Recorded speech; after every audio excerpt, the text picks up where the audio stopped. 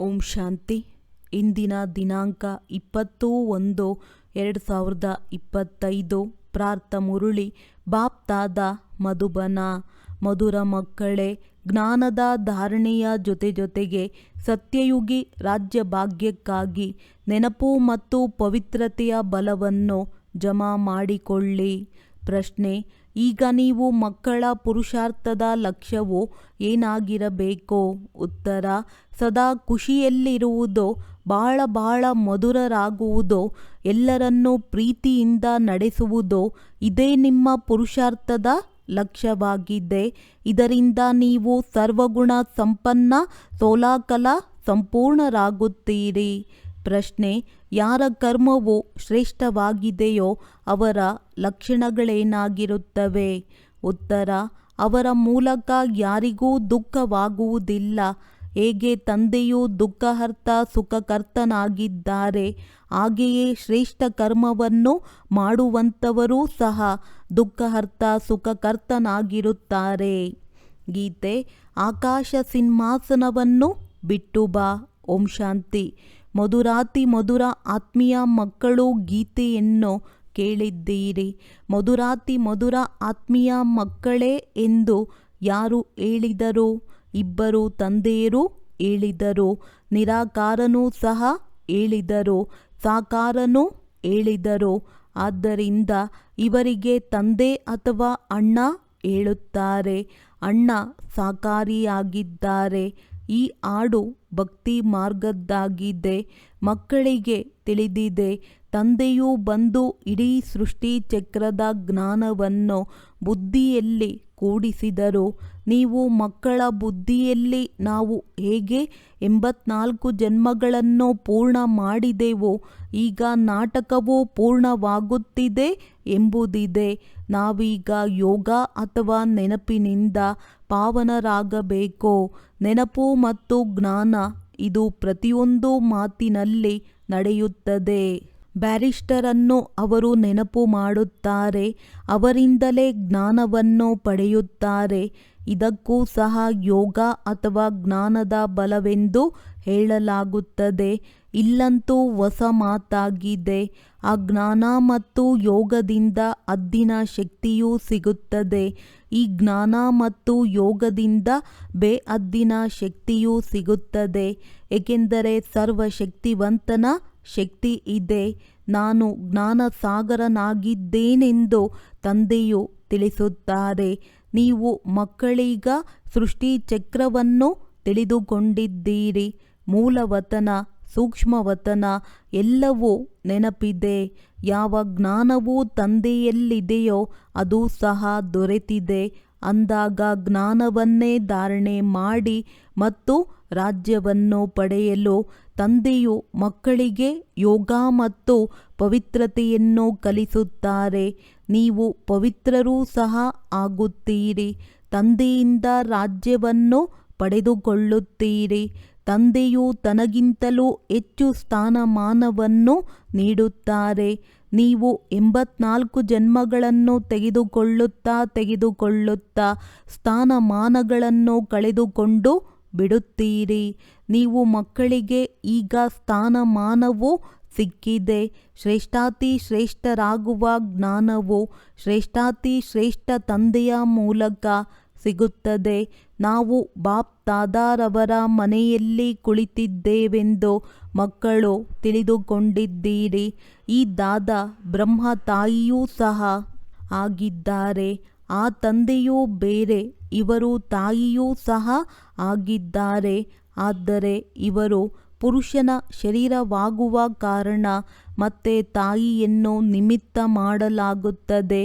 ಅವರನ್ನೂ ಸಹ ದತ್ತು ಮಾಡಲಾಗುತ್ತದೆ. ಇದರಿಂದ ಇವರ ಬ್ರಹ್ಮ ಮೂಲಕ ರಚನೆಯನ್ನು ದತ್ತು ಮಾಡಿಕೊಳ್ಳಲಾಗುತ್ತದೆ. ತಂದೆಯು ಮಕ್ಕಳನ್ನು ಆಸ್ತಿಯನ್ನು ಕೊಡುವುದಕ್ಕಾಗಿ ದತ್ತು ಮಾಡಿಕೊಳ್ಳುತ್ತಾರೆ. ಬ್ರಹ್ಮರವರನ್ನು ದತ್ತು ಮಾಡಿಕೊಂಡಿದ್ದಾರೆ. ಪ್ರವೇಶ ಮಾಡುವುದು ಅಥವಾ ದತ್ತು ಮಾಡಿಕೊಳ್ಳುವುದು ಒಂದೇ ಆಗಿದೆ. ಮಕ್ಕಳು ತಿಳಿದುಕೊಂಡು ತಿಳಿಸಿಕೊಡುತ್ತಾರೆ. ನಂಬರ್ ವಾರ್ ಪುರುಷಾರ್ಥದನುಸಾರ ಎಲ್ಲರಿಗೂ ಇದನ್ನೇ ತಿಳಿಸಿಕೊಡಬೇಕು. ನಾವು ನಮ್ಮ ಪರಮಪಿತ ಪರಮಾತ್ಮನ ಶ್ರೀಮತದಂತೆ ಈ ಭಾರತವನ್ನು ಮತ್ತೆ ಶ್ರೇಷ್ಠಾತಿ ಶ್ರೇಷ್ಠವನ್ನಾಗಿ ಮಾಡುತ್ತೇವೆ ಅಂದಾಗ ನಾವೂ ಸಹ ಅಂಥವರಾಗಬೇಕು. ನಾನು ಶ್ರೇಷ್ಠನಾಗಿದ್ದೇನೆಯೇ ಎಂದು ನೋಡಿಕೊಳ್ಳಬೇಕು. ಯಾವುದಾದರೂ ಭ್ರಷ್ಟಾಚಾರದ ಕೆಲಸ ಮಾಡಿ ಯಾರಿಗೂ ದುಃಖವನ್ನು ಕೊಡುವುದಿಲ್ಲ ತಾನೆ. ತಂದೆಯು ಬಂದಿರುವುದೇ ತಾವು ಮಕ್ಕಳನ್ನು ಸುಖಿಗಳನ್ನಾಗಿ ಮಾಡಲು ಅಂದಾಗ ನೀವು ಸಹ ಎಲ್ಲರಿಗೂ ಸುಖ ಕೊಡಬೇಕು. ತಂದೆಯು ಯಾರಿಗೂ ದುಃಖವನ್ನು ಕೊಡಲು ಸಾಧ್ಯವಿಲ್ಲ. ಅವರ ಹೆಸರೇ ಆಗಿದೆ ದುಃಖಹರ್ತ ಸುಖಕರ್ತನೆಂದು. ಮಕ್ಕಳು ತಮ್ಮನ್ನು ಪರಿಶೀಲನೆ ಮಾಡಿಕೊಳ್ಳಬೇಕು. ಮನಸ ವಾಚ ಕರ್ಮಣ ಯಾರಿಗೂ ದುಃಖ ಕೊಡುತ್ತಿಲ್ಲವೇ? ಶಿವತಂದೆಯು ಎಂದೂ ಯಾರಿಗೂ ದುಃಖ ಕೊಡುವುದಿಲ್ಲ. ನಾನು ಕಲ್ಪ ನೀವು ಮಕ್ಕಳಿಗೆ ಈ ಬೇಹದ್ದಿನ ಕಥೆಯನ್ನು ತಿಳಿಸಿಕೊಡುತ್ತೇನೆಂದು ತಂದೆಯು ತಿಳಿಸುತ್ತಾರೆ. ಈಗ ತಮ್ಮ ಬುದ್ಧಿಯಲ್ಲಿ ನಾವು ನಮ್ಮ ಮನೆಗೆ ಹೋಗುತ್ತೇವೆ, ನಂತರ ಹೊಸ ಜಗತ್ತಿನಲ್ಲಿ ಬರುತ್ತೇವೆ ಎಂಬುದಿದೆ. ಈಗ ವಿದ್ಯೆಯ ಅನುಸಾರ ಅಂತ್ಯದಲ್ಲಿ ತಾವು ವರ್ಗಾಯಿಸಲ್ಪಡುತ್ತೀರಿ. ಹಿಂತಿರುಗಿ ಮನೆಗೆ ಹೋಗಿ ನಂತರ ನಂಬರ್ ವಾರ್ ಪಾತ್ರವನ್ನಭಿನಯಿಸಲು ಬರುತ್ತೀರಿ. ಈ ರಾಜಧಾನಿಯು ಸ್ಥಾಪನೆಯಾಗುತ್ತಾ ಇದೆ. ಈಗ ಯಾರು ಪುರುಷಾರ್ಥ ಮಾಡುತ್ತಾರೆಯೋ ಅದೇ ಪುರುಷಾರ್ಥ ಕಲ್ಪವೂ ನಿಮ್ಮದು ಸಿದ್ಧವಾಗುತ್ತದೆ ಎಂಬುದನ್ನು ಮಕ್ಕಳು ತಿಳಿದುಕೊಂಡಿದ್ದೀರಿ. ಇದನ್ನು ಮತ್ತೆ ಮತ್ತೆ ಎಲ್ಲರ ಬುದ್ಧಿಯಲ್ಲಿ ಕೂರಿಸಬೇಕು. ರಚಯಿತ ಮತ್ತು ರಚನೆಯ ಆದಿ ಮಧ್ಯ ಅಂತ್ಯದ ಜ್ಞಾನವನ್ನು ತಂದೆಯನ್ನು ಬಿಟ್ಟು ಯಾರೂ ಸಹ ತಿಳಿದುಕೊಂಡಿಲ್ಲ. ಶ್ರೇಷ್ಠಾತಿ ಶ್ರೇಷ್ಠ ತಂದೆಯ ಹೆಸರನ್ನೇ ಇಲ್ಲದಂತೆ ಮಾಡಿಬಿಟ್ಟಿದ್ದಾರೆ. ತ್ರಿಮೂರ್ತಿ ಎಂದು ಹೆಸರಿದೆ. ತ್ರಿಮೂರ್ತಿ ಮಾರ್ಗವೂ ಸಹ ಇದೆ. ತ್ರಿಮೂರ್ತಿ ಭವನವೂ ಸಹ ಇದೆ. ತ್ರಿಮೂರ್ತಿ ಎಂದು ಬ್ರಹ್ಮ ವಿಷ್ಣು ಶಂಕರರಿಗೆ ಹೇಳಲಾಗುತ್ತದೆ. ಈ ಮೂವರ ರಚಯಿತ ಶಿವತಂದೆಯಾಗಿದ್ದಾರೆ. ಆದರೆ ಅವರ ಮೂಲ ಹೆಸರನ್ನೇ ಇಲ್ಲದಂತೆ ಮಾಡಿಬಿಟ್ಟಿದ್ದಾರೆ. ಶ್ರೇಷ್ಠಾತಿ ಶ್ರೇಷ್ಠ ಶಿವತಂದೆ ನಂತರ ತ್ರಿಮೂರ್ತಿಗಳೆಂದು ನೀವು ಮಕ್ಕಳು ತಿಳಿದುಕೊಂಡಿದ್ದೀರಿ. ಶಿವತಂದೆಯಿಂದ ನಾವು ಮಕ್ಕಳು ಆ ಆಸ್ತಿಯನ್ನು ಪಡೆದುಕೊಳ್ಳುತ್ತೇವೆ. ತಂದೆ ಮತ್ತು ತಂದೆಯ ಜ್ಞಾನ ಮತ್ತು ಆಸ್ತಿ ಇವೆರಡರ ಸ್ಮೃತಿ ಇದ್ದಿದ್ದೇ ಆದರೆ ಸದಾಕಾಲ ಹರ್ಷಿತರಾಗಿರುತ್ತೀರಿ. ತಂದೆಯ ನೆನಪಿನಲ್ಲಿದ್ದು ನೀವು ಯಾರಿಗಾದರೂ ಜ್ಞಾನದ ಬಾಣವನ್ನು ಬಿಡುತ್ತೀರೆಂದರೆ ಒಳ್ಳೆಯ ಪ್ರಭಾವ ಬೀರುತ್ತದೆ. ಅದರಲ್ಲಿ ಶಕ್ತಿಯೂ ಬರುತ್ತಾ ಹೋಗುತ್ತದೆ. ನೆನಪಿನ ಯಾತ್ರೆಯಿಂದಲೇ ಶಕ್ತಿಯೂ ಬರುತ್ತದೆ. ಈಗ ಶಕ್ತಿಯು ಗುಪ್ತವಾಗಿದೆ, ಏಕೆಂದರೆ ಆತ್ಮವು ಪತಿತ ತಮೋ ಪ್ರಧಾನವಾಗಿ ಬಿಟ್ಟಿದೆ. ನಾವು ತಮೋ ಪ್ರಧಾನರಿಂದ ಸತೋ ಪ್ರಧಾನರಾಗಬೇಕೆಂಬ ಮೂಲ ಚಿಂತೆ ಇರಬೇಕು. ಮನ್ಮನಾಭವದ ಅರ್ಥವೂ ಸಹ ಇದೇ ಆಗಿದೆ. ಗೀತೆಯನ್ನು ಯಾರು ಓದುತ್ತಾರೆಯೋ ಅವರನ್ನು ಕೇಳಬೇಕು. ಮನ್ಮನಾಭವದ ಅರ್ಥವೇನು? ನನ್ನನ್ನು ನೆನಪು ಮಾಡಿದ್ದೇ ಆದರೆ ಆಸ್ತಿಯು ಸಿಗುತ್ತದೆ ಎಂದು ಯಾರು ಹೇಳಿದರು? ಹೊಸ ಪ್ರಪಂಚದ ಸ್ಥಾಪನೆಯನ್ನು ಕೃಷ್ಣನೇನು ಮಾಡುವುದಿಲ್ಲ. ಅವನು ರಾಜಕುಮಾರನಾಗಿದ್ದಾನೆ. ಬ್ರಹ್ಮರವರ ಮೂಲಕ ಸ್ಥಾಪನೆಯೆಂದು ಗಾಯನವಿದೆ. ಈಗ ಕರ್ತವ್ಯವನ್ನು ಮಾಡಿಸುವಂಥವರು ಯಾರು? ಇದನ್ನು ಮರೆತು ಬಿಟ್ಟಿದ್ದಾರೆ. ಅದಕ್ಕಾಗಿ ಸರ್ವವ್ಯಾಪಿ ಎಂದು ಹೇಳಿಬಿಡುತ್ತಾರೆ. ಬ್ರಹ್ಮ ವಿಷ್ಣು ಶಂಕರ ಎಲ್ಲರಲ್ಲಿಯೂ ಅವರೇ ಇದ್ದಾರೆಂದು ಹೇಳುತ್ತಾರೆ. ಇದಕ್ಕೆ ಅಜ್ಞಾನವೆಂದು ಕರೆಯಲಾಗುತ್ತದೆ.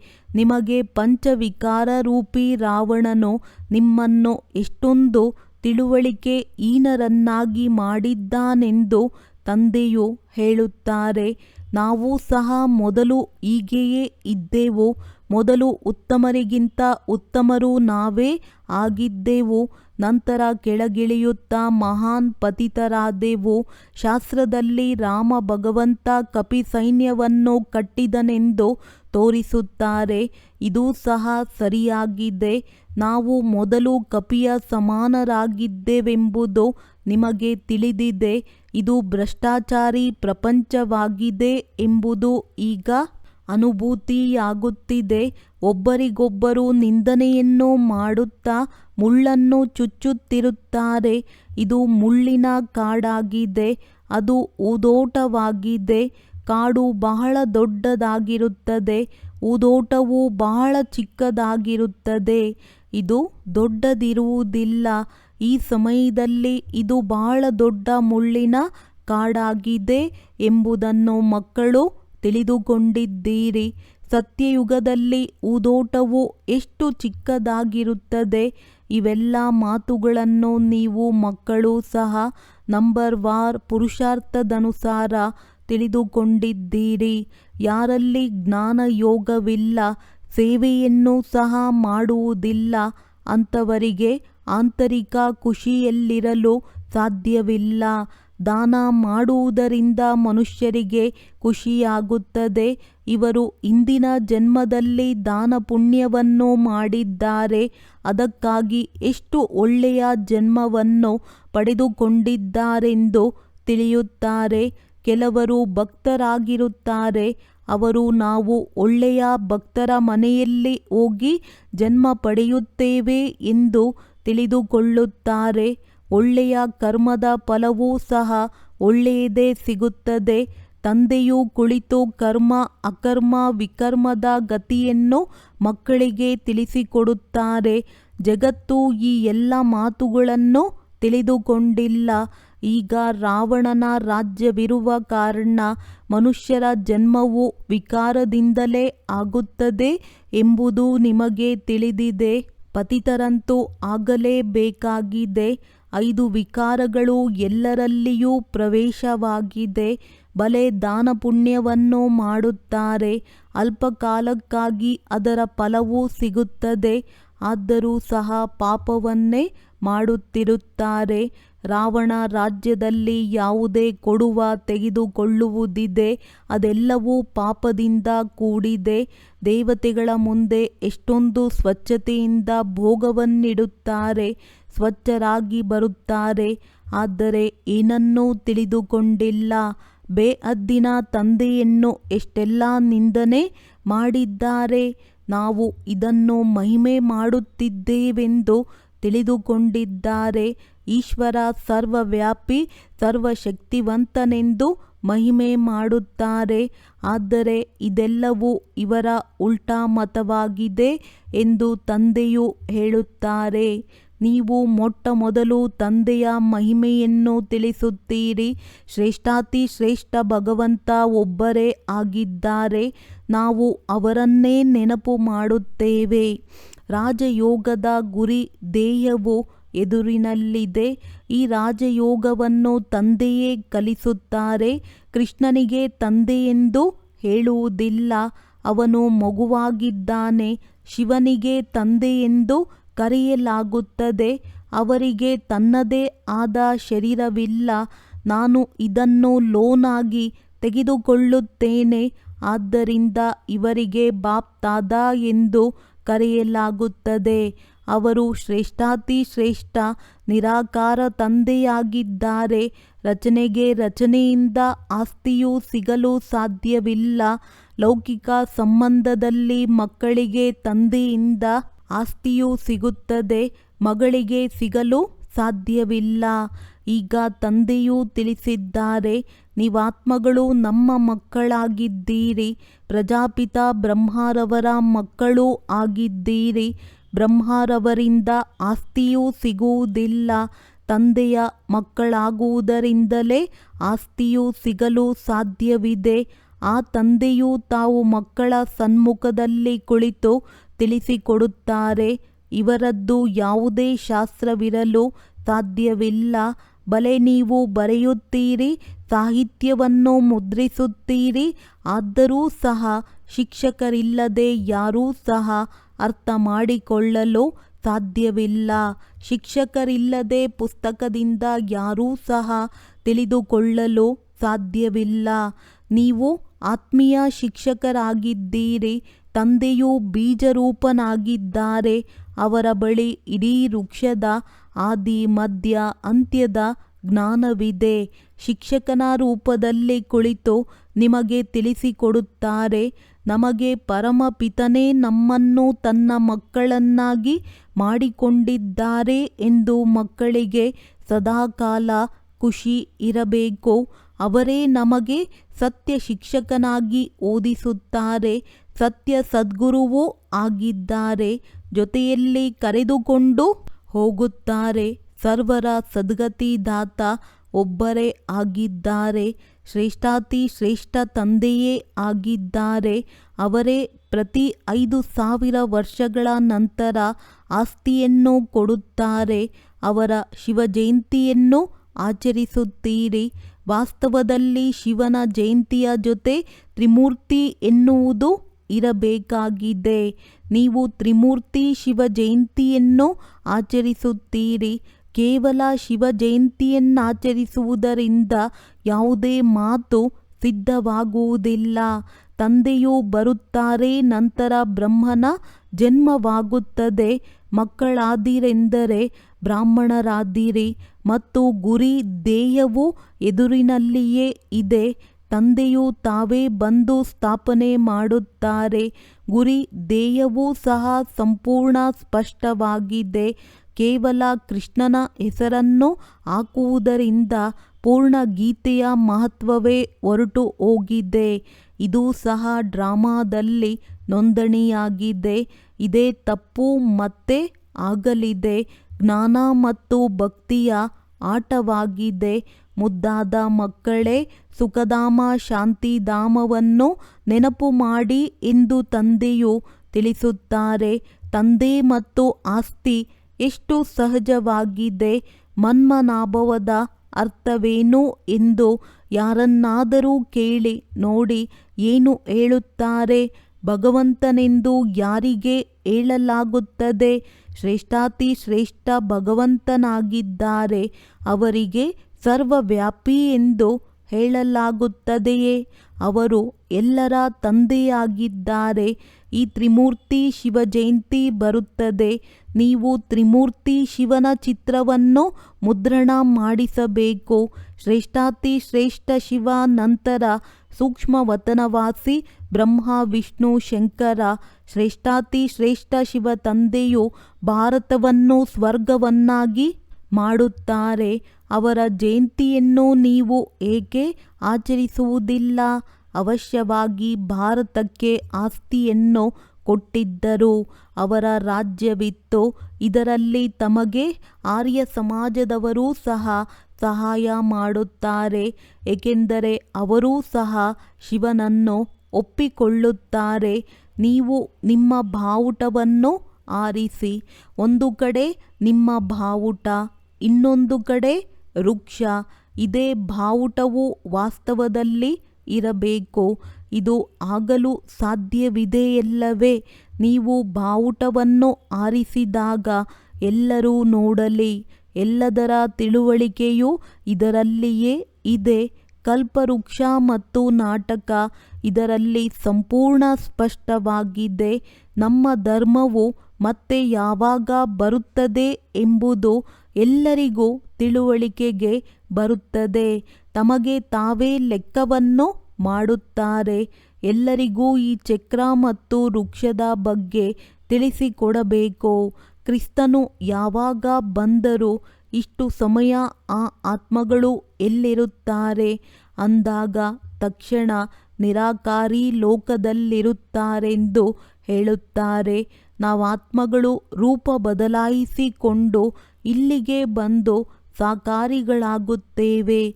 ತಾವು ರೂಪವನ್ನು ಬದಲಾಯಿಸಿ ಸಾಕಾರದಲ್ಲಿ ಬನ್ನಿ ಎಂದು ತಂದೆಗೂ ಸಹ ಹೇಳುತ್ತೀರಲ್ಲವೇ? ಇಲ್ಲಿಯೇ ಬರುತ್ತಾರಲ್ಲವೇ? ಸೂಕ್ಷ್ಮವತನದಲ್ಲಂತೂ ಬರುವುದಿಲ್ಲ. ಹೇಗೆ ನಾವು ರೂಪವನ್ನು ಬದಲಾಯಿಸಿಕೊಂಡು ಪಾತ್ರವನ್ನು ಅಭಿನಯಿಸುತ್ತೇವೆಯೋ ತಾವೂ ಸಹ ಬನ್ನಿ ಮತ್ತೆ ಬಂದು ರಾಜಯೋಗವನ್ನು ಕಲಿಸಿ. ರಾಜಯೋಗವಿರುವುದೇ ಭಾರತವನ್ನು ಸ್ವರ್ಗವನ್ನಾಗಿ ಮಾಡಲು. ಇದು ಬಹಳ ಸಹಜವಾದ ಮಾತಾಗಿದೆ. ಮಕ್ಕಳಿಗೆ ಬಹಳ ಉತ್ಸುಕತೆ ಇರಬೇಕು. ಸ್ವಯಂ ಧಾರಣೆ ಮಾಡಿ ಮತ್ತೆ ಅನ್ಯರಿಗೆ ಧಾರಣೆ ಮಾಡಿಸಬೇಕು. ಅದಕ್ಕಾಗಿ ಓದು ಬರಹ ಕಲಿತಿರಬೇಕು.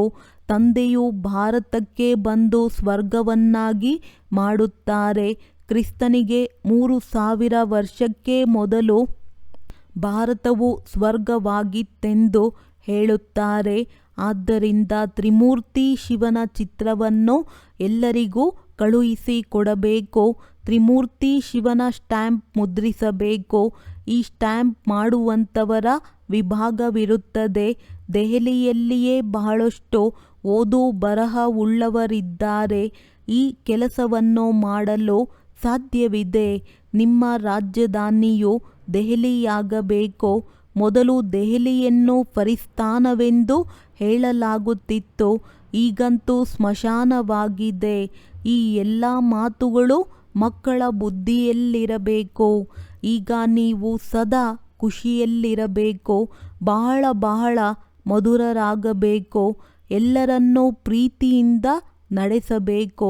ಸರ್ವಗುಣ ಸಂಪನ್ನ 16 ಕಲಾ ಸಂಪೂರ್ಣರಾಗುವ ಪುರುಷಾರ್ಥ ಮಾಡಬೇಕು.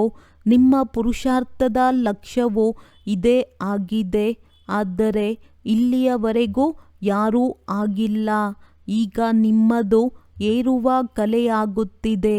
ನಿಧಾನ ನಿಧಾನವಾಗಿ ಏರುತ್ತಾ ಹೋಗುತ್ತೀರಲ್ಲವೇ. ಅಂದಾಗ ತಂದೆಯು ಎಲ್ಲ ಪ್ರಕಾರದಿಂದ ಶಿವಜಯಂತಿಯ ಸೇವೆಯನ್ನು ಮಾಡಬೇಕೆಂದು ಸೂಚನೆ ಕೊಡುತ್ತಾರೆ. ಇದರಿಂದ ಮನುಷ್ಯರು ಇವರ ಜ್ಞಾನವು ಬಹಳ ಉತ್ತಮವಾದದ್ದು ಎಂದು ತಿಳಿದುಕೊಳ್ಳುತ್ತಾರೆ. ಮನುಷ್ಯರಿಗೆ ತಿಳಿಸಿಕೊಡುವುದರಲ್ಲಿ ಎಷ್ಟೊಂದು ಪರಿಶ್ರಮವೆನಿಸುತ್ತದೆ. ಶ್ರಮವಿಲ್ಲದೆ ರಾಜಧಾನಿಯು ಹೇಗೆ ಸ್ಥಾಪನೆಯಾಗುತ್ತದೆ? ಏರುತ್ತಾರೆ, ಬೀಳುತ್ತಾರೆ, ಮತ್ತೆ ಏರುತ್ತಾರೆ. ಮಕ್ಕಳಿಗೂ ಸಹ ಒಂದಲ್ಲ ಒಂದು ಬಿರುಗಾಳಿಗಳು ಬರುತ್ತವೆ. ಮೂಲ ಮಾತು ನೆನಪಿನದ್ದಾಗಿದೆ. ನೆನಪಿನಿಂದಲೇ ಸತೋಪ್ರಧಾನರಾಗಬೇಕು. ಜ್ಞಾನವಂತೂ ಬಹಳ ಸಹಜವಾಗಿದೆ. ಮಕ್ಕಳು ಬಹಳ ಮಧುರಾತಿ ಮಧುರರಾಗಬೇಕು. ಗುರಿ ಧ್ಯೇಯವು ಎದುರಿನಲ್ಲಿದೆ. ಲಕ್ಷ್ಮೀನಾರಾಯಣರು ಎಷ್ಟೊಂದು ಮಧುರರಾಗಿದ್ದಾರೆ. ಇವರನ್ನು ನೋಡಿ ಎಷ್ಟೊಂದು ಸಂತೋಷವಾಗುತ್ತದೆ. ನಾವು ವಿದ್ಯಾರ್ಥಿಗಳ ಗುರಿ ಧ್ಯೇಯವೂ ಇದಾಗಿದೆ. ಓದಿಸುವಂಥವರು ಭಗವಂತನಾಗಿದ್ದಾರೆ. ಒಳ್ಳೆಯದು. ಮಧುರಾತಿ ಮಧುರ ಅಗಲಿ ಹೋಗಿ ಮರಳಿ ಸಿಕ್ಕಿರುವಂತಹ ಮಕ್ಕಳಿಗೆ ಪ್ರೀತಿಯ ಪಿತಾ ಬಾಪ್ದಾದಾರವರ ನೆನಪು, ಪ್ರೀತಿ ಹಾಗೂ ನಮಸ್ತೆ. ಆತ್ಮೀಯ ಮಕ್ಕಳಿಗೆ ಆತ್ಮೀಯ ತಂದೆಯ ನಮಸ್ತೆ. ಧಾರಣೆಗಾಗಿ ಮುಖ್ಯ ಸಾರ: ತಂದೆಯ ಮೂಲಕ ಸಿಕ್ಕಿರುವ ಜ್ಞಾನ ಮತ್ತು ಆಸ್ತಿಯ ಸ್ಮೃತಿಯನ್ನು ಇಟ್ಟುಕೊಂಡು ಸದಾಕಾಲ ಹರ್ಷಿತರಾಗಿರಬೇಕು. ಜ್ಞಾನ ಮತ್ತು ಯೋಗವು ಇದ್ದಿದ್ದೇ ಆದರೆ ಸೇವೆಯಲ್ಲಿ ತತ್ಪರರಾಗಿರಬೇಕು. ಸುಖಧಾಮ ಮತ್ತು ಶಾಂತಿಧಾಮವನ್ನು ನೆನಪು ಮಾಡಬೇಕು. ದೇವತೆಗಳ ರೀತಿ ಮಧುರರಾಗಬೇಕು. ಅಪಾರ ಖುಷಿಯಲ್ಲಿರಬೇಕು. ಆತ್ಮೀಯ ಶಿಕ್ಷಕರಾಗಿ ಜ್ಞಾನದ ದಾನ ಮಾಡಬೇಕು. ವರದಾನ: ದೇಹದ ಸಂಬಂಧ ಮತ್ತು ವೈಭವಗಳ ಬಂಧನಗಳಿಂದ ಸ್ವತಂತ್ರ. ತಂದೆಯ ಸಮಾನ ಕರ್ಮಾತೀತ ಭವ. ಯಾರು ನಿಮಿತ್ತ ಮಾತ್ರ ಸೂಚನೆಯ ಪ್ರಮಾಣ ಪ್ರವೃತ್ತಿಯನ್ನು ಸಂಪಾಲನೆ ಮಾಡುತ್ತಾ ಆತ್ಮಿಕ ಸ್ವರೂಪದಲ್ಲಿರುತ್ತಾರೆ, ಮೋಹದ ಕಾರಣದಿಂದಲ್ಲ. ಅಂಥವರು ಒಂದು ವೇಳೆ ಈಗೀಗ ನಡೆಯಿರಿ, ಬಂದು ಬಿಡಿ ಎಂದು ಆದೇಶ ಸಿಕ್ಕಿದೊಡನೆ ಬಂದು ಬಿಡುವರು.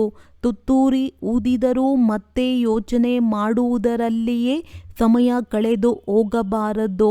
ಆಗ ಹೇಳಲಾಗುತ್ತದೆ ನಷ್ಟಮೋಹ. ಅದಕ್ಕಾಗಿ ಸದಾ ತಮ್ಮನ್ನು ಚೆಕ್ ಮಾಡಿಕೊಳ್ಳಬೇಕು. ದೇಹದ ಸಂಬಂಧಗಳ ವೈಭವಗಳ ಬಂಧನ ತನ್ನ ಕಡೆ ಸೆಳೆಯುತ್ತಿಲ್ಲ ತಾನೆ. ಎಲ್ಲಿ ಬಂಧನ ಇರುತ್ತದೆ ಅಲ್ಲಿ ಆಕರ್ಷಣೆ ಇರುತ್ತದೆ. ಆದರೆ ಯಾರು ಸ್ವತಂತ್ರರಾಗಿರುತ್ತಾರೆ ಅವರು ತಂದೆಯ ಸಮಾನ ಕರ್ಮಾತೀತ ಸ್ಥಿತಿಗೆ ಸಮೀಪವಿರುತ್ತಾರೆ. ಸ್ಲೋಗನ್: ಸ್ನೇಹ ಮತ್ತು ಸಹಯೋಗದ ಜೊತೆ ಶಕ್ತಿ ರೂಪವಾದರೆ ರಾಜಧಾನಿಯಲ್ಲಿ ಮುಂದಿನ ನಂಬರ್ ಸಿಕ್ಕಿಬಿಡುತ್ತದೆ. ತಮ್ಮ ಶಕ್ತಿಶಾಲಿ ಮನಸ್ಸ ಮೂಲಕ ಸಕಾಶ ಕೊಡುವ ಸೇವೆಯನ್ನು ಮಾಡಿರಿ. ಎಷ್ಟು ಈಗ ತನು ಮನ ಧನ ಮತ್ತು ಸಮಯ ತೊಡಗಿಸುತ್ತೀರಿ ಅದರಿಂದ ಮನಸ್ಸ ಶಕ್ತಿಗಳ ಮೂಲಕ ಸೇವೆ ಮಾಡುವುದರಿಂದ ಬಹಳ ಸ್ವಲ್ಪ ಸಮಯದಲ್ಲಿ ಸಫಲತೆ ಹೆಚ್ಚು ಸಿಗುತ್ತದೆ.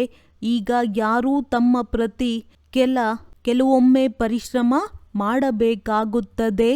ತಮ್ಮ ಸ್ವಭಾವವನ್ನು ಪರಿವರ್ತನೆ ಮಾಡುವ ಅಥವಾ ಸಂಘಟನೆಯಲ್ಲಿ ನಡೆಯುವ ಅಥವಾ ಸೇವೆಯಲ್ಲಿ ಸಫಲತೆ ಕೆಲವೊಮ್ಮೆ ಕಡಿಮೆ ನೋಡಿ ಹೃದಯ ವಿದೀರ್ಣರಾಗುವುದು ಇದೆಲ್ಲವೂ ಸಮಾಪ್ತಿಯಾಗುವುದು ಒಳ್ಳೆಯದು.